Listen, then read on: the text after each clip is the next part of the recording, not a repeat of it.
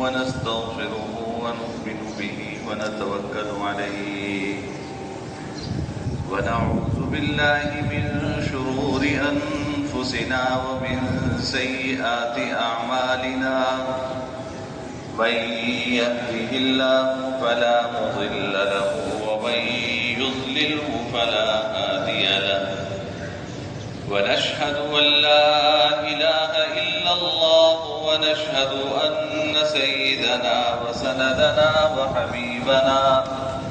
وحبيبنا ومولانا محمدا عبده ورسوله صلى الله تعالى عليه وعلى آله وصحبه أجمعين أما بعد برادران عزیز، بزرگان محترم، زبان کے گناہوں کا بیان چل رہا تھا کہ اللہ تعالیٰ نے ہمیں زبان کی جو نعمت عطا فرمائی ہے اس نعمت کو سوچ سمجھ کر استعمال کرنا چاہیے، اس کا غلط استعمال ہمیں نہیں کرنا چاہیے۔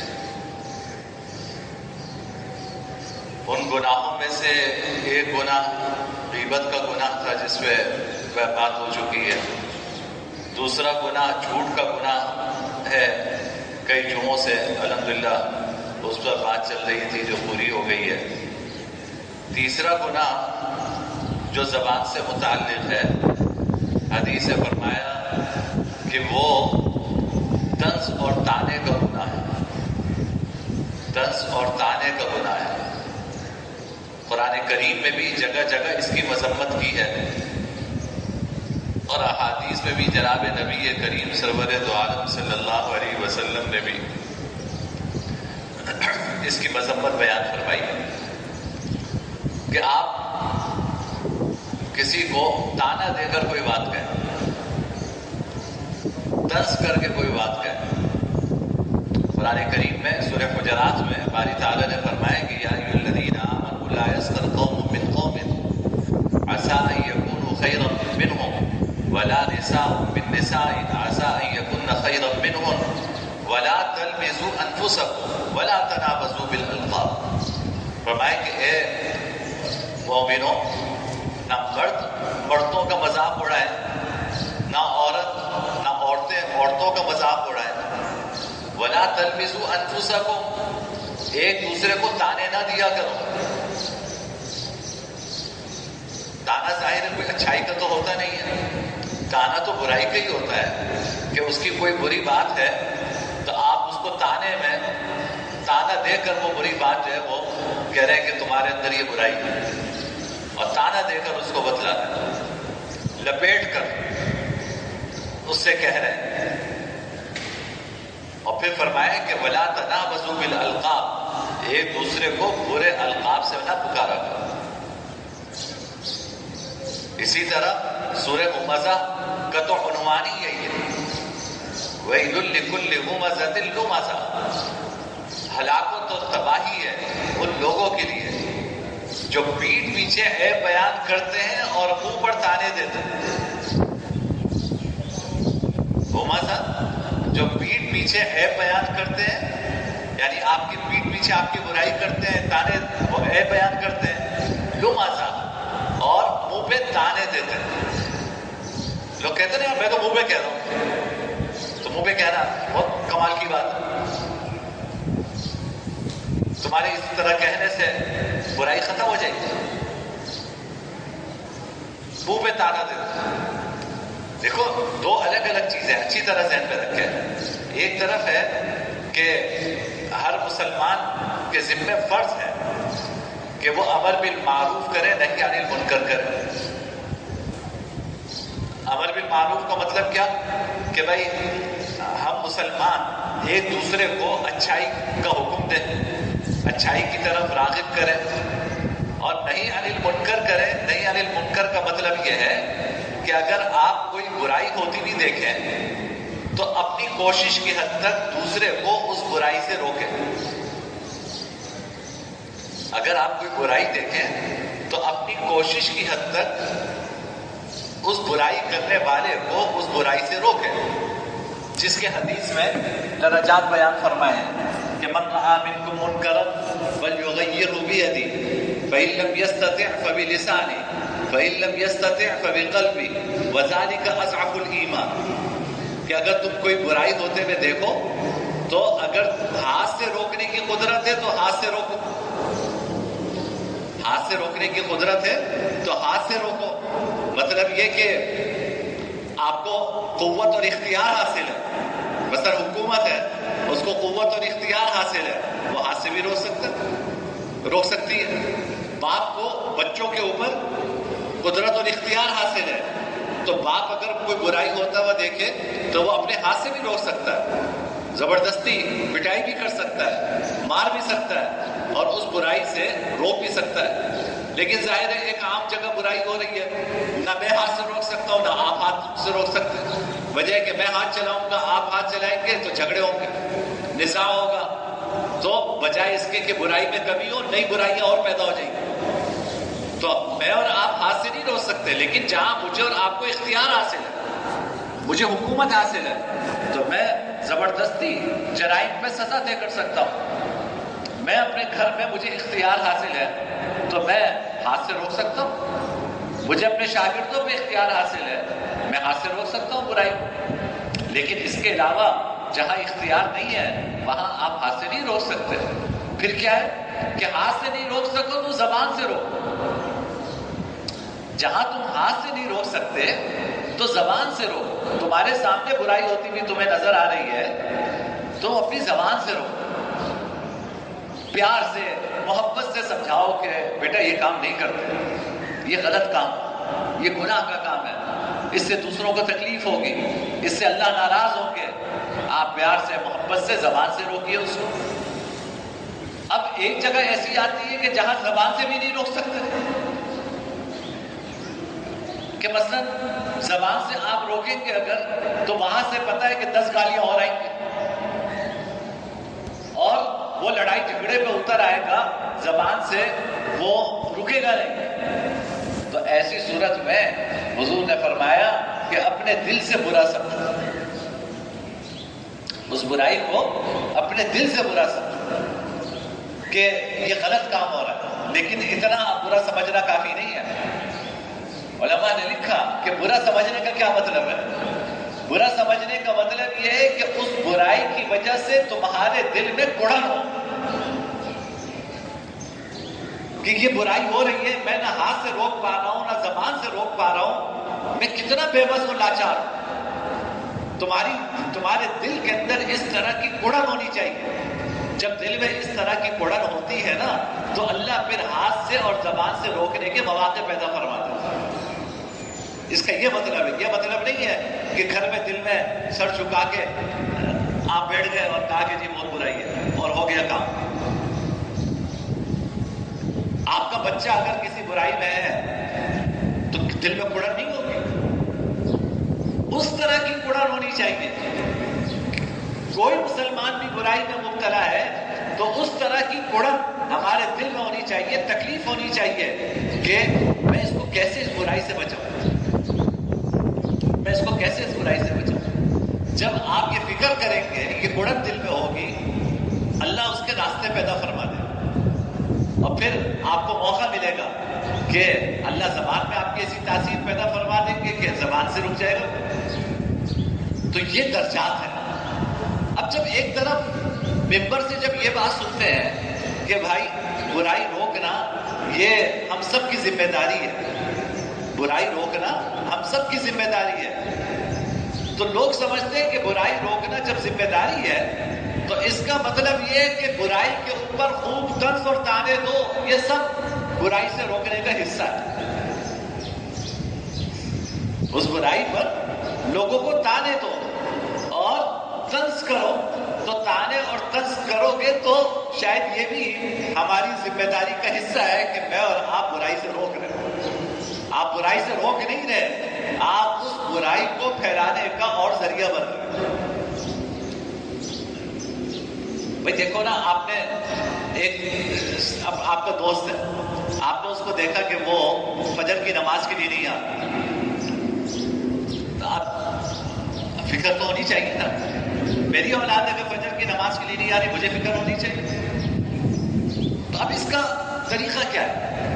طریقہ یہ ہے کہ میں اپنے دوست سے کہوں گا کہ یار دیکھو تم آج کل فجر میں نظر نہیں آ رہے، فجر کی نماز چھوڑنا بہت گناہ کی بات ہے. اس کو ترغیب دوں گا، اس کو وعید سناؤں گا تاکہ وہ اس گناہ کو گناہ سمجھے اور اس سے بچنے کی فکر کرے. وہ کہے گا کہ یار میری آنکھ نہیں کھلتی، تو آپ کہیں گے کہ اچھا میں تمہیں اگر تم اجازت دو تو میں صبح اتنے بجے تمہیں فون کر دیا کروں تاکہ تم نماز کے لیے اٹھ جاؤ. تو وہ کہے گا ٹھیک ہے، میری آنکھ نہیں کھلتی تو مجھے اٹھا دیا کرو. اب یہ دیکھیں یہ سارا برائی سے روکنے کا ایک طریقہ ہے. اس میں نہ آپ کو کوئی سوال ہے نہ مجھے کوئی سوال ہے. ہر عقل مند آدمی اگر اس کو سوچے گا تو متفق ہوگا اس سے کہ بھائی بہت مناسب انداز سے آپ اس کو نماز کی طرف راغب کر رہے ہیں اور اس کو گناہ سے بچا رہے ہیں. لیکن ایک دوسرا رخ آپ کو بتاؤں. دوسرا رخ یہ کہ میں نے کہا کہ برائی سے روک رہے ہیں، اب وہ ملا مجھے کہیں پہ، میں کہوں گا یار لوگ داڑھی رکھے پھر رہے ہیں اور فجر کی نماز نہیں پڑھتے.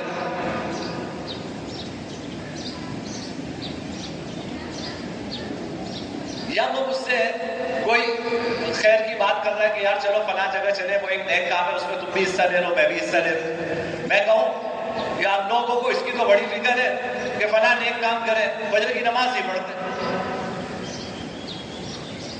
اب آپ خود سوچئے کہ میرے دونوں طرح کا جو میرا انداز گفتگو ہے اس میں کتنا فرق ہے. ایک جگہ میں اس کو محبت سے کہہ رہا ہوں کہ بھائی نماز پڑھ لو، اس کو برائی سے روکنے کی فکر کر رہا ہوں، اس میں کوئی مذائقہ نہیں ہے، نہ اس کو یہ برا محسوس ہوگا، وہ مجھے اپنا خیر خواہ سمجھے گا. لیکن یہی بات اگر میں طعنے اور طنز کے انداز میں کہوں کہ یار فلاں کام کی تو بڑی فکر ہے، فجر کی نماز میں نہیں آتے لوگ، اب آپ بتائیے کہ وہ نماز کی طرف آئے گا یا میرے طعنے اور طنز سے اس کو تکلیف ہوگی؟ تو بات اب اچھی طرح سمجھے، ہماری بات غلط نہیں ہوتی، ہمارے انداز غلط ہوتا ہے. باتیں غلط نہیں ہوتی، باتیں 16 آنے درست ہے، لیکن اس بات کو کسی سے کہنے کا انداز وہ غلط ہوتا ہے. اور جو بگاڑ پیدا ہوتا ہے وہ اس انداز سے پیدا ہوتا ہے. یہ تانا کیا ہے؟ تانا یہ کہ آپ اس کو برائی ہے وہ اس کے سامنے بیان کر رہے ہیں. تو بھائی ایک مسلمان اگر کسی کی برائی دیکھے گا تو وہ اس سے کہے گا نا کہ یہ برا کام چھوڑ دو. تو یہ بات تو اچھی بات ہے، لیکن آپ اس کو براہ راست طریقے سے کہہ دیں تو یہی اس پہ آپ کو ثواب ملے گا. یہی آپ تانے کے انداز میں کہہ دیں تو یہ الٹا گناہ کی بات ہے کہ وَيْلٌ لِكُلِّ هُمَزَةٍ لُمَزَةٍ. ہلاکت اور بربادی ہے ان لوگوں کے لیے جو پیٹھ پیچھے عیب بیان کرتے ہیں اور سامنے تانا دیتے ہیں. پیٹھ پیچھے عیب بیان کرتے ہیں، سامنے تانا دیتے ہیں. کتنی سخت سزا ہے. یحسب ان مالہ اخلدہ، فرمایا کہ کلا لینبذن فی الحطمہ. یہ جو پیٹھ پیچھے برائی کرنے والے اور منہ پہ تانا اور طنز کرنے والے لوگ ہیں، ان کو ایسی آگ میں ڈالا جائے گا جو اپنے اندر آنے والی ساری چیزوں کو توڑ کے رکھ دے. وما ادراک ما الحطمہ، تمہیں کیا پتا کہ وہ کیسی آگ ہے. نار اللہ الموقدہ، وہ آگ اللہ کی جلائی ہوئی ہے. نار اللہ الموقدہ، وہ آگ اللہ کی جلائی ہوئی ہے. التی تطلع علی الافئدہ، جسم پہ کہیں بھی لگے گی اس کی تپش اتنی تیز ہوگی کہ دل پر وہ تپش محسوس ہوگی. انہا علیہم مؤصدہ فی عمد ممددہ، اس آگ میں ان کو بند کر دیا جائے گا اور اس آگ میں بڑے بڑے ستون ہوں گے آگ کے، اس میں ان کو بند کر دیا جائے گا. یہ پوری سورت سورہ ہمزہ یہ ان لوگوں کے بارے میں ہے جو تانے دیتے ہیں اور تانے دے کر یہ سمجھتے کہ جی میں دین کی تبلیغ کر رہا ہوں، میں دین کی دعوت کا کام کر رہا ہوں. دیکھیے ایک ہے عمومی گفتگو، مثلا میں بارہا جمعے میں آپ سے کہتا ہوں کہ بھائی چپلیں اپنی سیدھی رکھا کریں، کسی کی چپل پہ چپل نہ رکھیں، راستے میں نماز نہ پڑھیں، لوگوں کو آنے جانے کی تکلیف نہ ہو۔ یہ میں عمومی بات کر رہا ہوں، میرے ذہن میں کوئی خاص فرد، کوئی خاص شخص ہرگز نہیں ہوتا، بلکہ یہاں تک میں احتیاط کرتا ہوں کہ جس دن میں اپنی آنکھوں سے کسی کو یہ حرکت کرتے ہوئے دیکھتا ہوں اس دن میں اس پہ بیان بھی نہیں کرتا، تاکہ ایسا نہ ہو کہ وہ صاحب سمجھے کہ مجھے نشانہ بنایا جا رہا ہے۔ میں اس دن اس پہ گفتگو نہیں کرتا۔ وہ یہ انداز میں، اور یہ جناب نبی یہ کریم سرور دو عالم صلی اللہ علیہ وسلم نے ہمیں سکھایا۔ آپ جب اس طرح کوئی برائی دیکھتے تھے نا تو کسی کو متعین کر کے مجمع میں کہیں آپ، تو ظاہر ہے اس کی بے عزتی ہوگی کہ آپ اس کو کھڑے ہو کر کہیں کہ جی آپ یہ حرکت کر کے آ رہے ہیں، آپ نے یہ حرکت کی، تو تکلیف ہوگی۔ تو آپ کیا کہتے تھے؟ آپ فرماتے تھے ما بال اقوام یفعلون کذا، بھائی لوگوں کو کیا ہوا، لوگ اس طرح کی حرکتیں کرتے رہتے ہیں، لوگوں کو کیا ہوا، لوگ اس طرح کی حرکتیں کرتے رہتے ہیں، بھائی یہ کوئی اچھی بات نہیں۔ آپ کیوں فرمایا کرتے تھے؟ اب اگر جس نے حرکت کی، ہر آدمی اپنا جائزہ لے لے کہ بھائی میں اس برائی میں مبتلا ہوں یا نہیں ہوں، تو اس کے مطابق اپنی اصلاح کر لیں، بات صحیح ہو جائے گی۔ لیکن کسی خاص شخص کو نشانہ بنا کر تانا دینا، طنز کرنا، اس کی برائی لپیٹ کے اس کے منہ میں باندھنا، یہ شریعت کا طریقہ نہیں ہے، یہ سخت ترین گناہ ہے۔ حدیث میں جناب نبی کریم صلی اللہ علیہ وسلم نے فرمایا لیس المؤمن بالطعان ولا باللعان ولا الفاحش ولا البذی، فرمایا کہ مومن تانا دینے والا نہیں ہوتا، مومن تانا دینے والا نہیں ہوتا، مومن لعنت دینے والا نہیں ہوتا، مومن فحش گو نہیں ہوتا کہ فحش باتیں کرے، ولا البذی، اور مومن بدگو نہیں ہوتا۔ مومن تانے نہیں دیتا کسی کو، اگر کسی کی کوئی برائی ہے طریقے سے اس کو سمجھا دیتا ہے کہ بھائی یہ غلط بات ہے، اس طرح نہ کیا۔ اب تو نہ جانے کتنے تانے سنتے ہیں، مولوی ہے تو ہمارے حضرت مفتی شفیع صاحب رحمۃ اللہ علیہ فرماتے تھے کہ یہ بیچارہ مولوی جو ہے یہ ملامتی فرقہ ہے،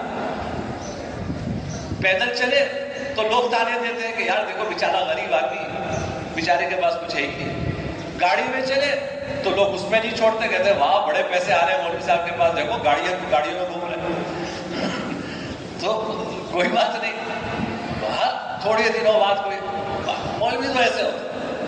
یاد اگر میرے اندر کوئی برائی ہے بھائی، صاف الفاظ سے مجھ سے کہہ دو کہ جی جناب خلیل صاحب آپ یہ غلط حرکت کرتے ہو، یہ اچھی بات نہیں ہے۔ ہر آدمی اصلاح کا محتاج ہے، ہر آدمی اصلاح کا محتاج ہے، سر آنکھوں پہ آپ کی اپنی غلطی کی اصلاح کی کوشش کرے گا، لیکن آپ کی یہ جو گفتگو ہے کہ مولوی ایسے ہوتے ہیں، مولوی صاحب کو دیکھو، تو آپ بتائیے کہ اس گفتگو سے کیا کسی کی اصلاح ہوگی؟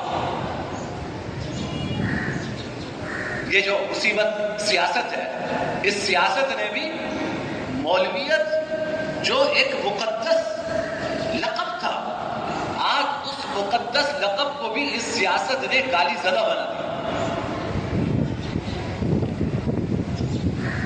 آپ اپنی سیاست کو مذہب میں لے کر آ گئے۔ سیاسی اختلاف آپ کا ہے، لاکھ سیاسی اختلاف رکھیے، کسی کے فیصلوں سے اختلاف رکھیے، کسی کے فیصلوں سے اتفاق کیجیے، کسی کو ووٹ دیجیے، کسی کو نہ دیجیے، آپ لاکھ سیاسی اختلاف کیجیے، اس سیاست میں مذہب کو کہاں سے لے کر آ گئے؟ نتیجہ یہ ہے کہ اس مصیبت، اس گندی سیاست نے مذہب کو بدنام کر دیا۔ حالانکہ اس ممبر سے آج تک میں نے نہ سنا نہ خود کی کبھی سیاست کے حوالے سے کوئی بات، نہ کسی جماعت کا ساتھ دیا، نہ کسی جماعت کو ووٹ دینے کے لیے کہا، نہ کسی جماعت، ہمارا اس سے تعلق نہیں ہے، لیکن ہم نے اس سیاست کی مصیبت میں آ کر مذہب کو گالی بنا دی۔ مولوی یہ کرتا ہے، مولوی، ارے یہی مولوی تو تمہارا ایمان بچاتا ہے، لیکن آپ سمجھتے ہیں کہ جی آپ کا فرض ہے، ٹھیک ہے آپ اپنا فرض ادا کیجیے۔ تو دیکھو کسی کی برائی اس پر اس کو متوجہ کرنا غلط نہیں ہے، کسی کے غلط کام پر متوجہ کرنا غلط نہیں ہے، دل کی گڑھن کے ساتھ آپ کسی کو متوجہ کریں گے، اللہ آپ کی بات میں اثر ڈالیں گے۔ اور میں آپ کو لطیفہ سناؤں، یعنی میری اصلاح کیسے کیسے لوگ کرتے ہیں، میں آپ کو یعنی طنز اور طعنے کا انداز دیکھیے آپ، یہ اصلاح کا طریقہ نہیں ہے۔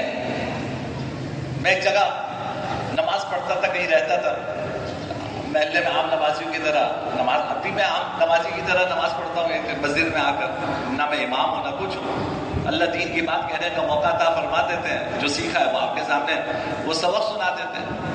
ایک صاحب میرے پاس آئے ایک دن نماز کے بعد، کہا کہ جی آپ عالم ہیں؟ جی میں نے کہا عالم۔ آپ مفتی ہیں؟ جی مفتی ہوں۔ آپ نے فلاں کتاب پڑھی ہے؟ جی پڑھی ہے۔ اچھا اس میں یہ چیز پڑھی ہے؟ پڑھی ہے۔ آپ کی نماز غلط ہے۔ انہوں نے کوئی کتاب پڑھ لی تھی تو اس میں یعنی مجھے تو آج تک سمجھ میں نہیں آیا وہ کیا میں غلطی کرتا تھا، لیکن ان کی رائے میں غلط نماز پڑھتا تھا۔ تو انہوں نے مجھ سے پہلے 4 سوال کیے، 4 سوال کرنے کے بعد پھر انہوں نے میری غلطی پر مجھے توجہ دلائی۔ اب یہ ایک انداز گفتگو کا یہ ہو سکتا ہے۔ ایک انداز گفتگو کا کیا کہ آپ کہیں کہ جی مولوی صاحب بات یہ ہے کہ مجھے آپ یہ جو اس طرح نماز پڑھتے ہیں نا مجھے اطمینان نہیں ہے، آپ ذرا غور فرما لیں کہ آپ صحیح پڑھ رہے ہیں یا غلط پڑھ رہے ہیں۔ یہ ایک طریقہ یہ ہو سکتا ہے۔ اب آپ بتائیے دونوں طریقوں میں زمین و آسمان کا فرق ہے نہیں۔ لوگ کہتے ہیں کہ جب آپ کسی سے کہو وہ کہتے ہیں میں نے کوئی غلط بات کہی، بات غلط نہیں ہوتی، انداز غلط ہوتا ہے، گفتگو غلط نہیں ہے، آپ اپنی گفتگو کا انداز اس میں بھی غور کیجئے کہ وہ انداز صحیح ہے یا غلط ہے۔ قرآن کیا کہتا ہے؟ حضرت موسیٰ حضرت ہارون علیہ السلام کو اللہ تعالیٰ فرعون کے پاس بھیج رہے ہیں، میں کوئی فرعون سے تو برا نہیں ہوں، بھیجتے میں کیا کہہ رہے ہیں؟ فَقُولَا لَهُ قَوْلًا لَيِّنًا، فرعون کے پاس جانا، دین کی بات، اللہ کی دعوت پہنچانے جا رہے ہیں، دین کی بات پہنچانے جا رہے ہیں، فرما رہے ہیں فَقُولَا لَهُ قَوْلًا لَيِّنًا، نرمی سے بات کرنا۔ کس کو کہا جا رہا ہے؟ موسیٰ اور ہارون علیہ السلام۔ کس کے پاس بھیج رہے؟ جو وقت کا خدا بنتا پھر رہا ہے۔ کہا کیا جا رہا ہے کہ نرمی سے بات کرنا۔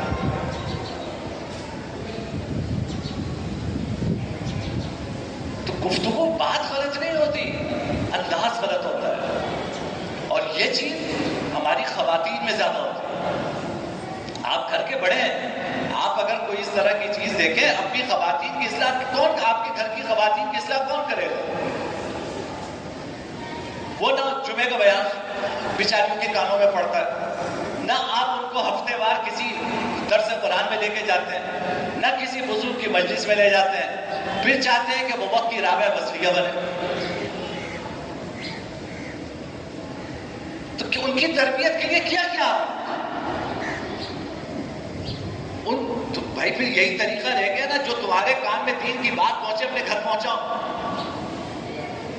جتنا تمہاری دین کی سمجھ ہے اس سمجھ کی حد تک اپنے گھر کی خواتین کی فکر کرو، اپنی بیوی، اپنی بچیاں، اپنی بہنیں، ان کی فکر کرو کہ بھائی ان کو سمجھاؤ۔ ہمارے خواتین کے ہاں طنز و طعنہ خوب چلتا ہے،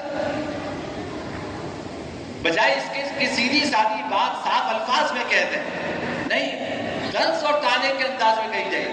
مومن نہیں ہوتا طعنہ دینے والا، مومن طعنہ دینے والا نہیں ہوتا۔ فرمایا ولا باللعان، مومن لعنت دینے والا نہیں ہوتا۔ ولا الفاحش، مومن فحش کو نہیں ہوتا کہ گندی باتیں کر رہا ہے۔ ولا البذی، اور نہ مومن بدگو ہوتا ہے کہ جب منہ سے نکلا ایک پہلے گالی نکلے گی۔ جیسے ڈاکٹر کہتے ہیں نا کہ ہم کسی کو وظیفہ بتاتے ہیں کہ شروع میں 3 مرتبہ درود شریف، آخر میں 3 مرتبہ درود شریف، یا شروع میں ایک گالی، آخر میں ایک گالی، بیچ میں کام کی بات۔ گالی سے بات شروع ہوگی، اور لوگ اس سے کہتے ہیں، میں نے ایک صاحب کو کہا، ان کے ملازمین تھے، وہی گالی، میں نے کہا یار یہ کون سی گفتگو کا انداز ہے تمہارا، اور وہ گالی سے بات شروع، کہا کہ مفتی صاحب یہ گالی کے علاوہ بات سمجھتے نہیں۔ میں کیا کروں، میرا ظاہر ہے، میں اگر کہوں کہ گالی نہ دو ان کا کام بند ہو جائے، میں کیا کر سکتا ہوں، میں خاموش ہو گیا۔ وہ کہتے گالی کے علاوہ کوئی زبان سمجھتے نہیں۔ کل میں نے واقعہ پڑھا مامون الرشید کا، کہ مامون الرشید نے اپنے ملازم کو آواز دی۔ آج کا ہم 4 مزدوروں پہ ٹھیکیدار بن جاتے ہیں تو اپنے آپ کو پتہ نہیں کیا سمجھتے ہیں۔ وہ مامون الرشید تھا، آدھی دنیا کا حکمران، آواز دی، ملازم آیا کہ بار بار آواز دیتے رہتے، ایک ہی مرتبہ کام کیا دیا کرے. تو ان کے ساتھ جو بیٹھا ہوا تھا وہ کہا کام گیا، وہ اس نے کہا کہ ابھی مجھے حکم ہوگا اس کی گردن اڑا دو. میں نے کہا، وہ مسکرا کے اس نے ڈال دیا. کہا کہ اچھا یہ کام کر لو، کوئی بات ہے. اس کو پیار محبت سے کہہ کے بھیج دیا. پھر مجھ سے کہنے لگا، جو صاحب وہاں بیٹھے تھے، کہنے لگا کہ دیکھو اگر ہم خود بد اخلاق بنیں تو ہمارے ملازمین صحیح کام کریں گے، اور اگر ہم خود خوش اخلاق رہیں تو ہمارے ملازمین اس طرح کا رویہ رکھیں گے. تو کہنے لگا کہ میں اپنے ملازمین کے رویوں کی وجہ سے اپنے اخلاق خراب نہیں کر سکتا. کہنے لگا کہ میں اپنے ملازمین کے رویوں کی وجہ سے میں اپنے اخلاق خراب نہیں کر سکتا. یہ اس